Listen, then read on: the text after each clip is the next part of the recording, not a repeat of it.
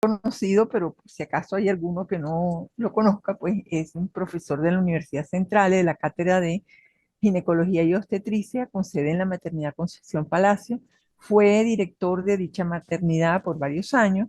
Además, el doctor Cabrera actualmente dirige el posgrado de Medicina Materno-Fetal, creo que se llama así, perdón, Medicina Materno-Fetal, y es además miembro de la primera cohorte de la maestría en bioética y profesor pues de nuestros cursos. No sé si me comí algo, me perdonas, Carlos, pero bueno, aquí está, les dejo con ustedes al doctor Cabrera. Hola, buenos días. Buenos Bueno, días. lo más importante es que no se olvidemos que somos grandes amigos y muy afines al estilo de vida que es la bioética. Ujú. Eh, Hoy me sorprendieron porque yo sentía que esta conferencia, este encuentro era para argumentarlo presencialmente, pero bueno, lo podemos hacer virtual, salvo riesgo de que no nos entendamos mucho, ¿no? Sin lugar a dudas, a mi juicio, este aspecto de la bioética del inicio de la vida es extremadamente importante. Es quizás el que más nos pone a reflexionar y es el que nos da mayor nutrición en cuanto a debates, que a mí no me gusta debate porque debate es cuando nadie cede, porque la bioética es ser neutral, es poder analizar todos los argumentos de uno y otro lado para poder sacar una conclusión o simplemente que quede discutido el tema. Entonces me asignaron el aborto y yo tengo que respetar mucho a Yalixa y a Edberg, porque ellos van a exponer unos puntos aquí que tienen que ver, lo tengo pasado, la magnitud, las condiciones sociales y sobre todo los aspectos de tipo religioso. Yo no lo quise quitar de mi presentación, sino que se los voy a dejar para compartirlo, pero esos puntos sí los paso por alto más rápidamente para no hacer un stalking a la presentación de los compañeros. Bien, el aborto. ¿El aborto por qué ocurre? El aborto ocurre desde el inicio de la humanidad, ha existido la interrupción del embarazo, de una u otra forma, y ha sido causante de muchísimas muertes en la población femenina, en mujeres que estaban muy lejos de la finalización de su vida. Hoy día, en Venezuela, que estaba en 76, ahora está en 73, pues mueren muchachas de 14, de 15, 16, de 30, 40 años porque deciden en un momento dado o les ocurre este evento en un momento dado. Vamos a analizar. Sin lugar a duda, lo que pretendemos en la maestría de bioética es poder tener un diálogo constructivo, un diálogo que nos permita, sobre un tema tan complejo, polémico y controversial, poder poner sobre la mesa, y cómo me encantaría verle las caras a todos, para poder sentir los cambios que van ocurriendo, porque lo importante es que cada quien salga pensando o quede lo suficientemente confundido como para pensar en el proyecto de lo que está. El aborto en sí tiene que ver con los cuatro principios de la bioética, pero a mí me gusta resaltar porque el que más se pone en un momento dado como justificativo es el principio de autonomía. Y dentro del principio de autonomía, ustedes van a tener estos cuatro sucesos importantes, como el suicidio, que es una interrupción de la vida, el derecho hoy a esa diversidad sexual que lo hemos abierto completamente, y no solamente es la homosexualidad, sino son todas las variantes, y en donde a niños le estamos cambiando el sexo desde el punto de vista hormonal sin conocer los riesgos. Y también tenemos el aborto como punto importante, y la eutanasia, que ustedes lo van a ver en otro interesantísimo bloque que tiene que ver con el final de la vida, que son dos aspectos que hay que tocar con mucha importancia, porque ocurren y seguirán ocurriendo. Entonces, nunca hay que caer en el extremismo. Las convicciones de orden de tipo político o religiosas extremas son fanáticas, y eso, por eso les pongo esta imagen que es bien dramática, ¿verdad? Donde no podemos irnos a un extremo completamente sancionatorio o otro aspecto completamente aprobatorio, sino que tenemos que juzgar a este evento como un proceso neutral. Dentro de esa parte de la neutralidad, Nosotros vamos a definir primero qué es el aborto. Es necesario que sepamos qué es el aborto. El aborto es la interrupción del embarazo antes de las 20 semanas o cuando el peso fetal estimado, que lo podemos estimar por ecografía, habla de 500, menor a 500 gramos. Esto va a depender por un criterio de viabilidad. En la época que yo empecé a estudiar obstetricia y ginecología se hablaba 28 semanas, se bajó a 24 y ahorita está en 20, porque nosotros, aunque ustedes no lo crean, en la maternidad Concepción Palacio, hemos logrado salvar niños menores de 500 gramos. Se van con un buen recurso de tipo neonatal, grandes terapistas neonatólogos. Los neonatólogos eran lo máximo en este país, lo de la maternidad, los mejores, a mi juicio. Y entonces logramos salvar este tipo de niños. Pero sigue ocurriendo la interrupción del embarazo antes de 20 semanas, que es cuando no se pueden salvar. Un feto de 400 gramos no hemos tenido ninguno que se salva y por debajo de las 20 semanas difícilmente, y ahí llega el límite de aborto para después pasar, que si se interrumpe, es un pretérmino, es un parto pretérmino porque ese feto tendría viabilidad. Hay dos tipos de aborto en un momento dado, que me estaba leyendo el temario de lo que viene y probablemente hay una confusión. Está el aborto espontáneo y el aborto inducido. El aborto espontáneo es el que ocurre por razones naturales. Es cuando la naturaleza, Dios, como ustedes lo quieran poner, decide, este embarazo no va. Y él solo, sin que se medie ningún tipo de acción, se expulsa. Y esto ocurre. Y ocurre con una frecuencia de más o menos el 10%. Y hay un aborto inducido, que es el provocado. Vamos a llamar este por ahora inducido, donde se utiliza algún medio para que se interrumpa el embarazo. Entonces la frecuencia va a estar en un 15%, más o menos 5. Bien, entonces, concepto fundamental que nos tiene que quedar: antes de las 20 semanas y con peso inferior a 500 gramos. ¿Cómo se clasifica el aborto? No lo viene el temario que sigue. Esto es desde el punto de vista médico. Desde el punto de vista bioético hay otra clasificación que ojalá la tengan los muchachos para la presentación de su seminario. El aborto espontáneo. El aborto que ocurre sin ningún tipo de problema, de fundamento, pero que la naturaleza misma, cuando hay un problema de orden cromosómico o un problema de una malformación congénita, la naturaleza misma se encarga ella solita de que ocurra este aborto espontáneo. Y después lo que hay es que hacer una limpieza del útero, que se puede hacer por aspiración o con lo que se llama legrado o curetaje uterino. Luego está la amenaza de aborto, que es cuando la paciente comienza a sangrar en las primeras semanas del embarazo, siente dolor, uno diagnostica esto y ya con ecografía nosotros podemos ver si se está formando un hematoma subcoriónico y entonces ahí uno pone el tratamiento, muchas veces es la progesterona, y para esa amenaza de aborto. Está el otro que es en evolución, que es donde prácticamente usted no lo puede parar. O sea que él va evolucionando y usted cuando lo diagnosticó estaba pasando y puede ser por las dos vías, provocado o de tipo espontáneo, ¿ok? Pero es cuando usted ve que se rompieron las membranas, que no hay una gota de líquido y que esto va para solución definitiva de la expulsión del producto de la concepción. Está el incompleto, que es el que más se ve en los hospitales, porque la paciente empieza a sangrar, bota como un coágulo, entonces ahí expulsó el embrión y entonces quedan los restos trofoblásticos y entonces eso hay que sacarlo con métodos quirúrgicos.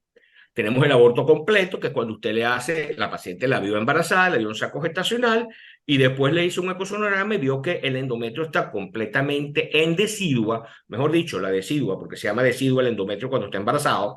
Entonces ve la línea decidual completamente limpia, plana, y lo que hace es observarla y problema resuelto. Muchísimas mujeres que tuvieron retrasos menstruales y después le vino la menstruación y continuaron su vida normal, es porque probablemente pudieron haber tenido un aborto completo. Existe el huevo muerto retenido o huevo güero, que es aquel donde el embrión fallece dentro del útero y se mantiene, no sale. Entonces hay que utilizar métodos para poder sacar a este embrión del útero porque puede ocasionar problemas. Y el aborto habitual es cuando ocurren dos o más abortos en la misma paciente, donde hay condiciones como la incompetencia cervical, entre muchas otras, porque ya creo que la doctora les habló de los problemas inmunológicos que pueden existir en una reacción antígeno-anticuerpo entre el espermatozoide y el moco o las condiciones inmunológicas de la paciente. Una vez entendido esto, nosotros vamos a preguntarnos las causas. Ya yo les adelanté una, la genética. Cuando hay una malformación genética, normalmente la misma naturaleza se encarga de eliminarlo. Los procesos infecciosos. Ustedes ya deben conocer que el tipo toxoplasmosis o un proceso de una sífilis importante que se está viendo mucho, o problemas de tipo endocrino, problemas de tiroides, problemas que tengan que ver con diabetes juvenil, la tipo A, el uso y abuso de drogas, defectos uterinos. En los úteros, acuérdense que el útero es abierto y él se va cerrando y absorbe la membrana interna y se queda uno. Pero hay úteros dobles, hay úteros tabicados, que son causas de tener este tipo de aborto de tipo espontáneo. Las inmunológicas, que ya la conversamos, y la patología propia del trofoblasto. Para que entendamos los términos para los que no son médicos, el trofoblasto es como se le debe llamar a la placenta. Por eso que yo le digo a mis alumnos, nunca me pongan en un econosonograma con un embarazo menor de 20 semanas, placenta, porque eso no es placenta. Es después de las 20 semanas que ocurre la segunda oleada de inserción del trofoblasto en el útero, que va como penetrando en el endometrio, y entonces es ahí donde se le va a llamar placenta. Mientras tanto, se le llama trofoblasto. Los factores ambientales está conocido, desde el uso del cigarrillo hasta los problemas de tipo químico, las bombas lacrimógenas y todo eso pueden producir problemas, y otras, las malformaciones fetales. Usted va a decir, bueno, lo genético y las malformaciones fetales son dos cosas diferentes. Un problema genético tiene que ver exclusivamente con los cromosomas y un problema malformativo tiene que ver con los defectos de cierre. Les explico.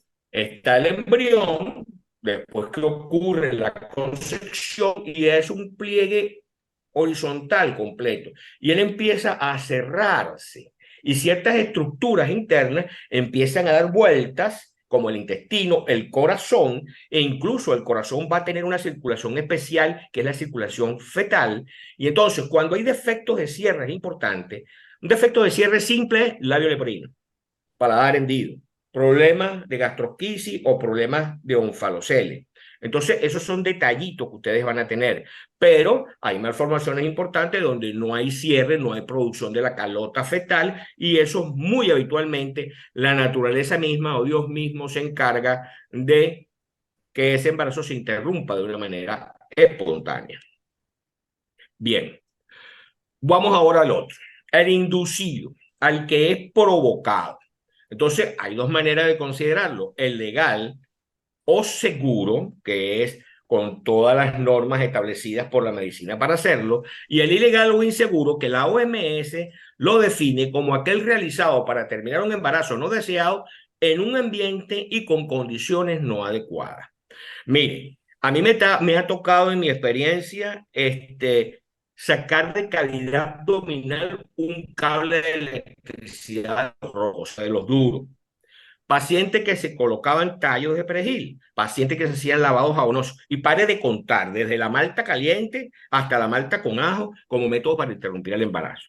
Y muchas veces lo lograban, pero también lograban perder la vida. Tan dramática es la situación que yo les preguntaba cuando fui jefe de sala de parto, ¿te hiciste algo? Y ellas lo niegan, lo niegan, lo niegan hasta que se quedan muertas. Y a los que son médicos que para una neumonía se usa una penicilina procaínica, 300 miligramos, unidades internacionales, BID por 3 días y la cura, nosotros usamos 10 millones de penicilina cristalina de primera entrada y 5 millones cada 4 horas, y algunas veces agregábamos otros antibióticos para poder intentar salvar la vida de estas madres, y lo lográbamos. Existe un criterio también jurídico que dice que el aborto debe considerarse como una esperanza de vida y que suprimirla, hacer la supresión de ella, es cometer lo que es un infanticidio. En la antigüedad, no me voy a detallar mucho en esto, el padre era el jefe de familia de la mujer, ojo, piensen porque van a ver, yo no sé cuál público tengo ahí sentado, pero hay religiones que tienen este tipo de efecto, ¿no? Donde el aborto es permitido, donde inclusive el infanticidio y la venta de los niños está ocurriendo. Tienen también el proceso de que la minusvalía de la mujer, que inclusive la tienen como esclavas, la poligamia, los, los fetos como los seres humanos como proveedores de soldados, y esto va teniendo una serie de pensamientos que van cambiando a través de los tiempos, con filósofos como Platón, Aristóteles, Hipócrates, que tiene mucha incidencia con el no hacer daño, y después con el Imperio Romano, que también tiene este tipo de consideraciones. En España, en 1812, pues, se estableció el aborto honoris causa, que es donde el hombre se enteraba de que el producto de la concepción era por un adulterio y decidían interrumpir el embarazo. Nosotros hicimos un trabajo, un tiempito que tuvimos en la junta directiva de Plafán, y encontramos que en Venezuela el 12% de los hijos no son de los padres. Y cuando a mí ese evento me ocurre, y entonces te vienen, vamos a interrumpir, que es que no sé, hija, si tu marido tiene un problema de fertilidad y quedaste embarazada con esto, ese es un donante. Y quédate tranquila y lo tiene. Y les voy a decir, mucha experiencia me ha tocado en mi vida. Y son niños que yo sé que no son de los padres, pero son los que más se parecen a los padres. Es increíble. Lastimosamente no le puedo contar ni dos ni tres de las anécdotas, porque es que me vienen a la mente miles de anécdotas donde he tenido ese problema, y lo mejor es alejarse de ahí, no meterse en la intimidad de la pareja ni del ser humano y respetarlo. Por eso, y me van a perdonar, me gustan más los ginecólogos hombres que las ginecólogas hembras, porque los ginecólogos hombres no estamos pendientes de detalles que citan las hembras. Los hombres esto, yo lo paso por alto. Y ustedes me preguntan por alguna paciente, por ética no lo voy a decir, pero es que no me acuerdo. En cambio, le pregunto a una de mis alumnas y se acuerdan del color que tiene el bloomer, de cómo fue vestida, si los pies estaban pintados o no. O sea, tienen mayor capacidad de detalle, pero detalles que no tienen una significancia médica. En Rusia se planteó una legalización y libertad del aborto con objeto de evitar hechos clandestinos en 1920. En la época moderna, los estados comienzan a penalizar o despenalizar parcial o totalmente el aborto provocado, y comienza a haber una secularización de las sociedades. Leyendo últimamente estábamos viendo que la población musulmana está realmente impactando muchísimo en Europa. En España prácticamente la población está envejeciendo y muriendo, y la sustitución que tienen es la invasión que tienen de musulmanes. En la isla de Margarita ustedes lo ven, y ya en Caracas ya ustedes ven señoras no con una burka, pero sí con sus velos puestos y con todo, y con la filosofía de que el hombre puede tener las mujeres que puede mantener. A pesar de que en este país la bigamia está penalizada, pues nosotros hemos encontrado un sujeto que me ha llevado, bueno, ellos no se le llevan a varones, ellos se lo llevan a médicas hembras. Entonces, tienen tres parejas, y el sujeto embarazó a las tres al mismo momento. Y a las tres fueron atendidas en la misma clínica donde trabajo. O sea, son eventos que suceden. De esto van a hablar un poco los compañeros, es más o menos cómo es la situación de los países con respecto a la postura. Venezuela está técnicamente prohibido el aborto porque la legislación además es irreal. Se lo aclaro un poquito más adelante. Vamos a tener entonces que un análisis a gran parte donde está permitido el aborto. Nosotros tenemos 34 países desarrollados que lo permiten, 20 países en desarrollo que lo permiten, y en América Latina solamente Cuba, Guyana y Puerto Rico está permitido. En Cuba es un método de planificación familiar. Una vez me tocó una paciente que era cubana, yo vengo para que me hagan un aborto, así mismo. Ajá, pero dime, tus antecedentes, yo no las voto, yo creo que eso es incorrecto, porque ya una mujer que se sienta delante de un médico a pedir una ayuda de ese tipo, hay que escucharla al menos. Y hay muchas estrategias para argumentar, inclusive va a aplicar los sentimientos para que el evento adverso se ponga favorable. Esta muchacha había tenido unos cuantos abortos, se lo habían realizado en Cuba, y en Cuba eso es normal siempre y cuando sea antes de las 12 semanas. Es un método de planificación. A esta la logré convencer, pero la convencí bonito, porque ella era una mujer muy agradable, muy bonita. Estaba casada con un sujeto empresario venezolano, ya bajaba y venía. Fue de la época donde ella me dijo, a ustedes les va a pasar, nosotros vamos saliendo, pero ustedes van entrando. ¿Qué razón tenía, verdaderamente? Y entonces, a ella la convencí. Hoy en día tienen una hija preciosa de 15 años, espectacular, y me lo agradece toda la vida porque dice, pude entender lo que es tener un hijo. Los países desarrollados en los cuales está permitido el aborto solamente para salvar la vida de la madre, está uno desarrollado, 27 en desarrollo, y en América Latina está Brasil, Guatemala, México, Panamá, Paraguay y Venezuela. Pero hay que tomar en cuenta que para los avances científicos de la medicina hoy en día, salvaguardar la vida es ¿en qué? Porque todas las patologías prácticamente las hemos controlado.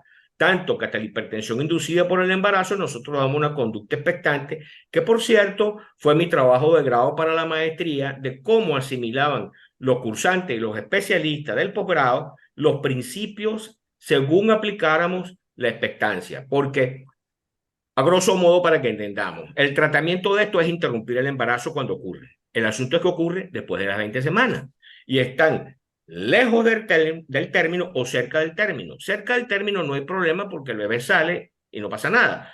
Pero medianamente lejos del término hay que poner inductores de la madurez para que después pase para los pediatras que me lo cuiden. Y cuando está muy lejos del término, o sea, cuando está alrededor de las 20 semanas, lo mejor es interrumpir el embarazo sin ponerse a inventar mucho porque hay grandes riesgos de muerte de la paciente. Eso también ahí es importante. Ok, en los países en los cuales está permitido el aborto para salvar la salud física y mental de la madre. Otra categorización. 6 países desarrollados, 40 países de desarrollo y Colombia, Jamaica, Trinidad y Tobago son en América Latina los que aceptan esta condición. Que por razones socioeconómicas, no sé si ustedes se acuerdan, lo que pasa es que pasa el tiempo y ustedes apenas están naciendo, no les puedo ver la cara, otros ya habían nacido, pero aquí hubo cuando se promulgó la Constitución, la última, esta Constitución con la que estamos establecidos, se planteó en un momento dado hablar del aborto famélico, que es el aborto por hambre. Ese es el de las condiciones socioeconómicas. Y si no sabían lo que es famélico, bueno, es por hambre. Yo tuve la oportunidad de conversar con ese magistrado, pues todo el mundo se escandalizó, y al final él me dijo, mira, Carlos, eso no lo van a aprobar nunca. Yo lo que quiero es que se discuta, que se debata, que se conozca el problema, porque si no conocemos el problema, ustedes los médicos van a seguir teniendo problemas demasiado graves con respecto a esta situación. Entonces, 6 países desarrollados consideran que esto es perfectamente permisible, 5 en desarrollo. Barbados, Belice y San Vicente son los únicos que aceptan el aborto en cualquier condición, porque aceptarlo por una condición famélica es aceptarlo prácticamente por cualquier condición.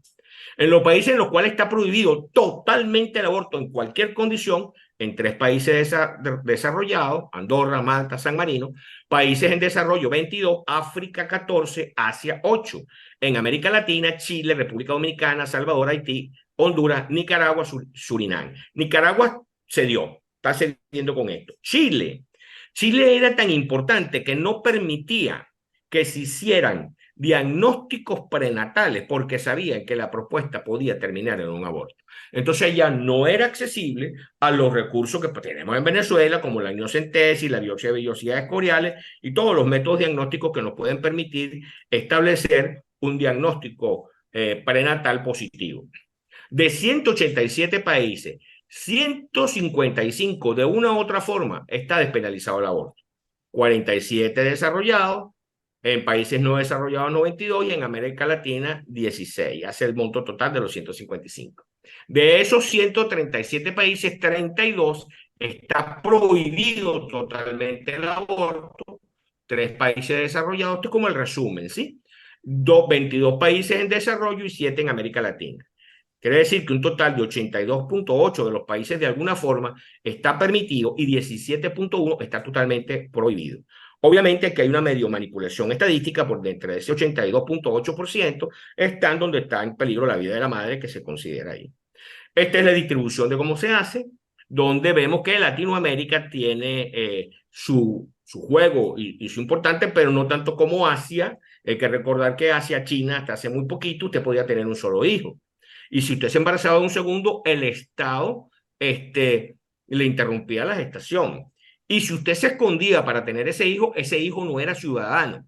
Por lo tanto, ese niñito no tenía derecho a la escolaridad, no tenía derecho a vacuna, no tenía derecho a los organismos de salud, sino que era prácticamente execrado por la sociedad. Eso hace pocos años, se ha disminuido un poco y se han vuelto un poco más tolerable porque realmente la presión de los derechos humanos está en esas condiciones. Volvemos a poner los países para salvar la vida de la madre, para no meterme en el seminario que sigue. Está Venezuela, Brasil, Paraguay. El único que es Uruguay, la Guyana y la Guyana francesa, ¿verdad? Son los que lo permiten sin restricción alguna, donde consideran las condiciones socioeconómicas, son todos estos que está aquí, y en Chile es donde yo considero que está franca, pero francamente prohibido la aceptación de este fenómeno. Ustedes van a hablar de magnitud, ¿no? Yo no sé qué por magnitud que vamos a entender, sin embargo, si lo repiten en el seminario me parece importante, pero ocurren 400 muertes maternas por 100.000 nacidos vivos, o sea que 13% por aborto inseguro. En los países desarrollados, donde hay desarrollo, es 11 por 100.000. En los países en desarrollo son 450 por 100.000. Eso es una cifra escandalosa, porque son mujeres que no debieron haber muerto. Ninguna debió haber muerto, por ninguna condición que tenga que ver con la gestación. La mortalidad materna por aborto, entonces, inseguro es de 13 por 1.000 mujeres y 70.000 mujeres mueren por año por aborto inseguro. Esa es una cifra que no es desleñable, es una cifra que hay que mantener. En el adolescente siempre hay un mito y uno tiene establecido que ahorita en este instante está el 20% más o menos de los adolescentes que se embarazan. Estábamos entre 10, un pediatra de la Academia Nacional de Medicina me preguntaba por qué le hace mucho seguimiento a eso. Estábamos en un 12%, casi, estamos 15, pero estamos rayando casi el 20% de los embarazos adolescentes. Claro, si le estimula, si les ofreces un bono, si ven la situación donde la inversión de los valores morales cambiaron. Ya no estamos hablando de valores morales que tienen que ver con que quiero progresar en la vida, me voy a casar, ya no. La primera muchachita que nació en maternidad la tuvo una adolescente, pero esa adolescente estaba casada. Y María Concepción se casó y se embarazó de adolescente. O sea, pero tenían esa figura de casarse. Hoy en día eso no existe. Ahorita el valor es tener una moto, casarse probablemente con un malandro, si tiene pistola mejor, y si tiene el antecedente de haber matado a alguien, pues mucho mejor porque tienen mayor fuerza y poder. Tuve la oportunidad de acompañar a mi esposa en las barriadas de Petare, en las barriadas de La Vega, y cuando le preguntamos gerencialmente, uno pregunta, ¿cómo te ves dentro de 5 años para establecer una visión de una empresa? Le preguntábamos a ellos, ¿cómo te ves dentro de 5 años? Y muchos de los muchachos decían, muerto. O sea, no tienen expectativa de vida, no se ve futuro. Eso es un problema que nosotros desde el punto de bioética tenemos que atacar, porque es en esta población donde nosotros influimos. ¿Algo, Gladys? No. Oí una voz, pero la oigo mal. Entonces, el 13,5% de las muertes maternas adolescentes son por aborto. El aborto clandestino, entre 460 y 600.000 mujeres mueren por aborto cada año de tipo clandestino.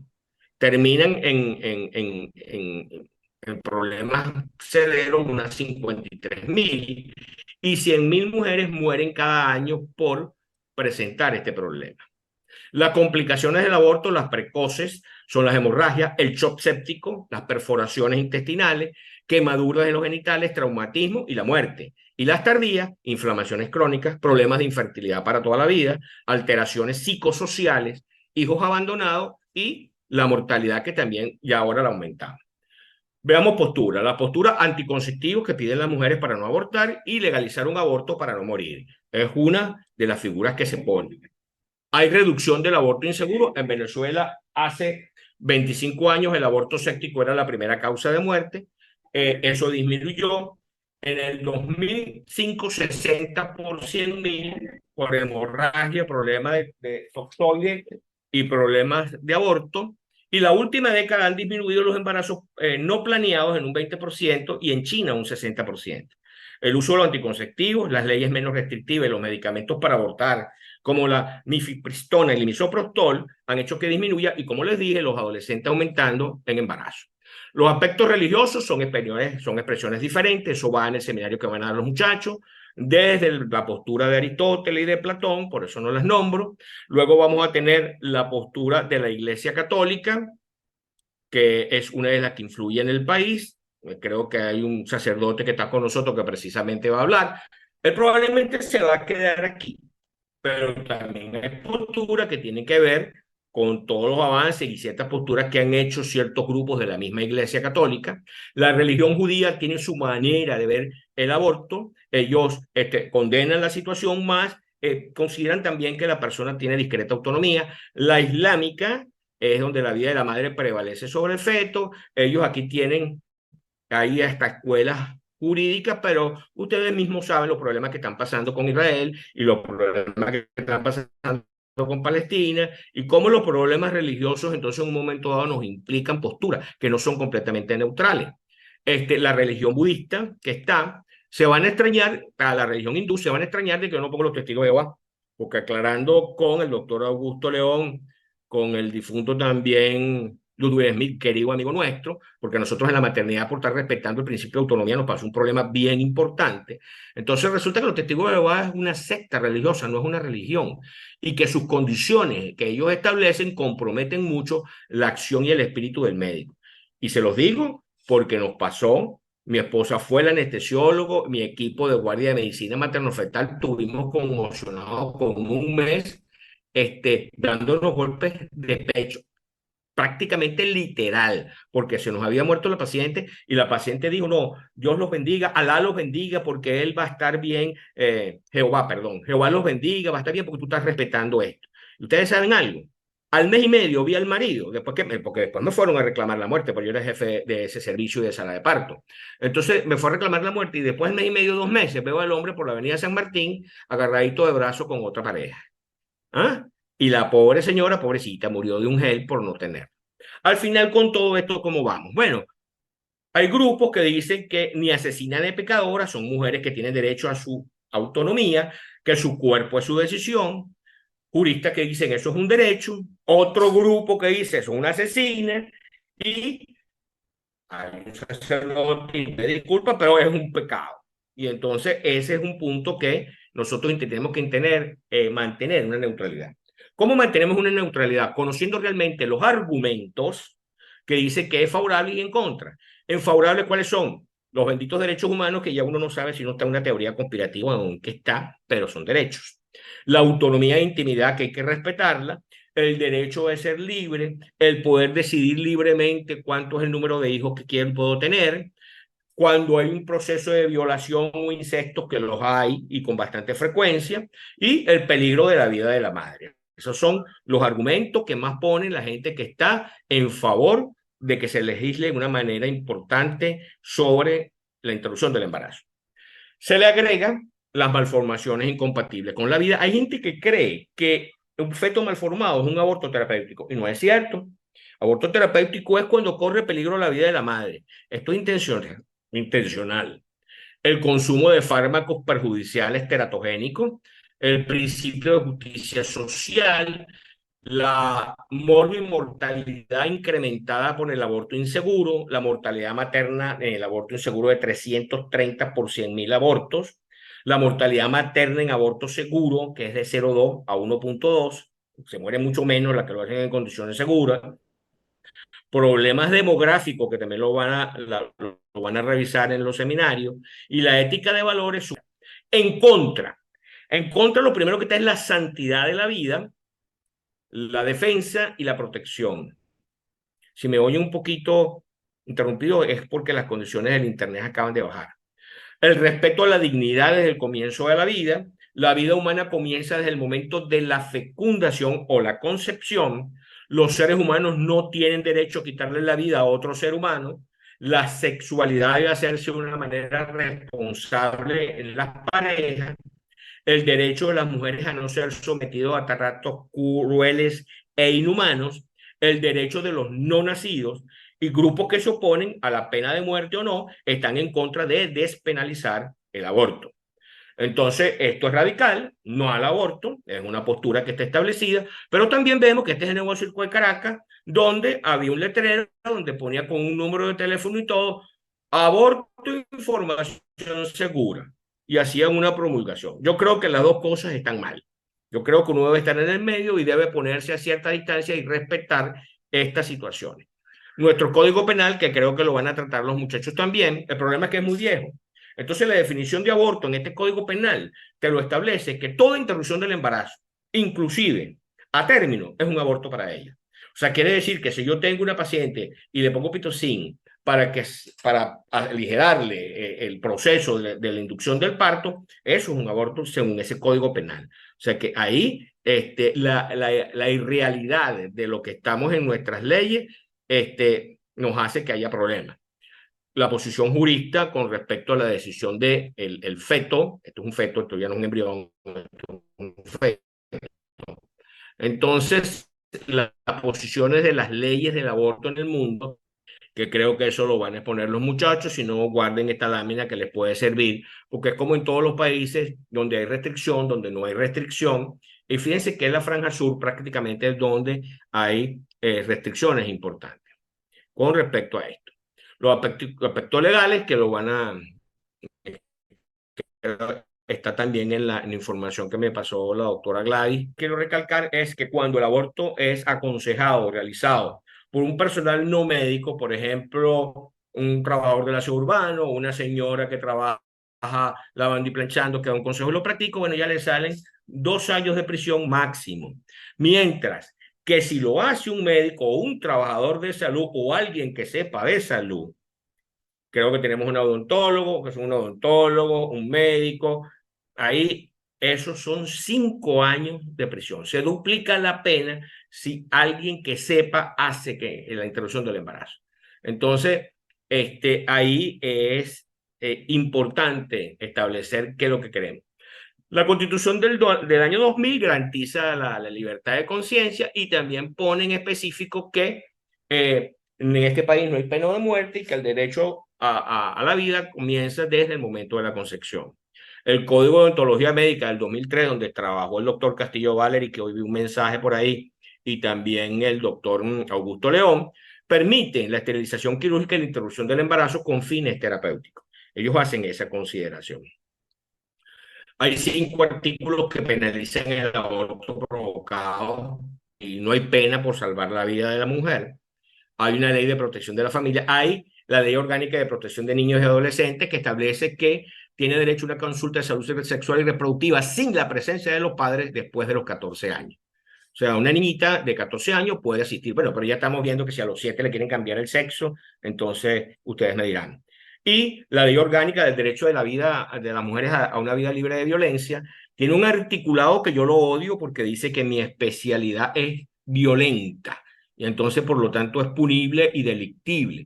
Esto debería llamarse violencia ejecutada en la gestante. ¿Por qué? Porque no solamente los obstetras somos los violentos, puede ser una enfermera, puede ser un camillero, puede ser la mamá, el papá, el esposo de la paciente, los otros hijos de la paciente. Ustedes no tienen idea de todo lo que se ve de hechos violentos que ocurren por la gestación. Hasta en la guerra, si ustedes ven en la guerra, las más perjudicadas son las pobres gestantes. El caso dramático que pusieron en la toma que hizo Hamas a Israel, donde le hace una apertura del abdomen y le saca y le matan al niño además en la cara, o sea, y sin anestesia y sin nada, o sea, son situaciones que parece que la gestación hace que la violencia sea mucho más en una población vulnerable.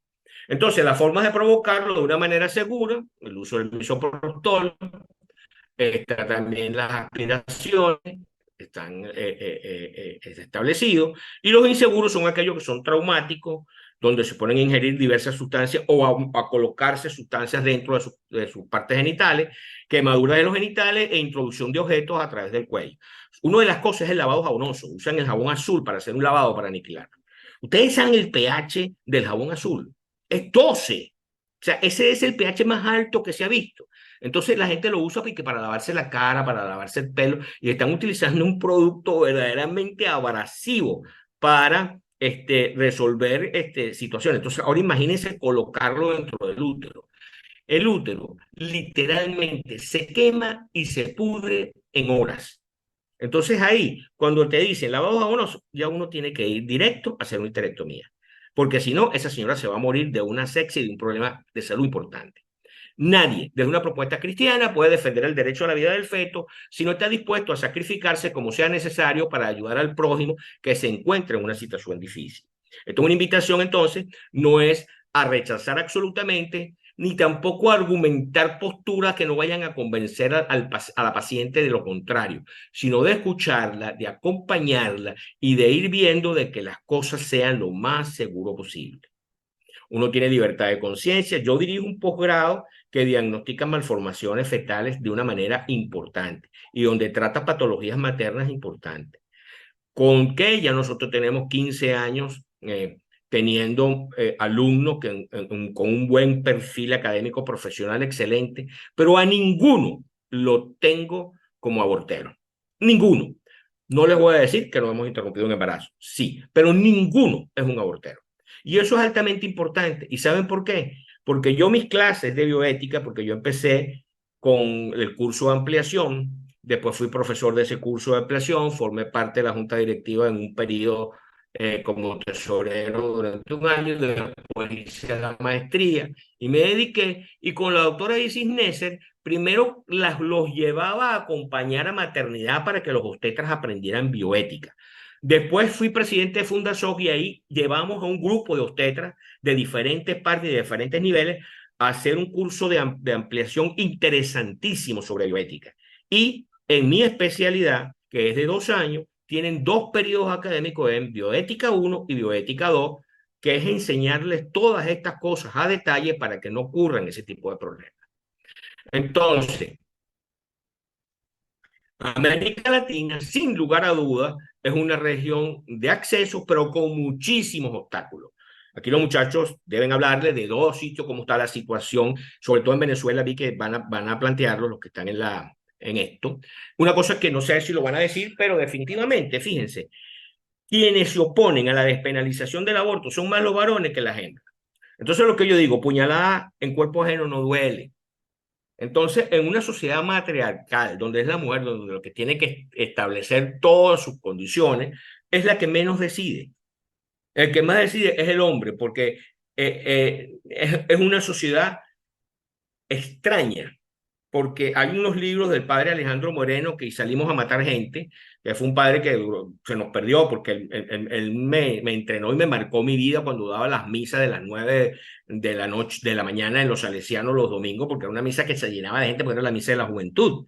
Y después él lo desaparecieron, yo pensaba que había muerto.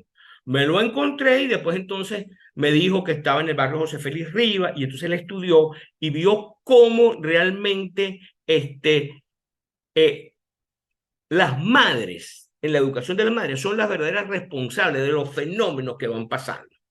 Y vean lo que no es mentira. A las niñas no te dejes tocar, no te dejes cuidar y no le enseñan más nada. Pero tienen el hijo varón, ay, es chacochita que sirve para las mujeres. O sea, ese tipo de detalles son los efectos culturales que también que hay que establecer. Esto no lo voy a leer porque el tiempo me da. Matar definitivamente, muchachos, no es la solución. Pero la gente puede terminar. Esta es una foto dramática. Eso se la pongo es para apelar visualmente a los sentimientos que ustedes pueden tener. Siempre hay que estar a favor de la vida. Yo creo que eso es lo más importante. Y de verdad, yo creo que hay que orientar la vida, las decisiones y la conducta moral con el valor superior de una situación que sea realmente correspondiente. Déjenlos nacer, piensen, analicen, espero que hayan quedado lo suficientemente confundidos.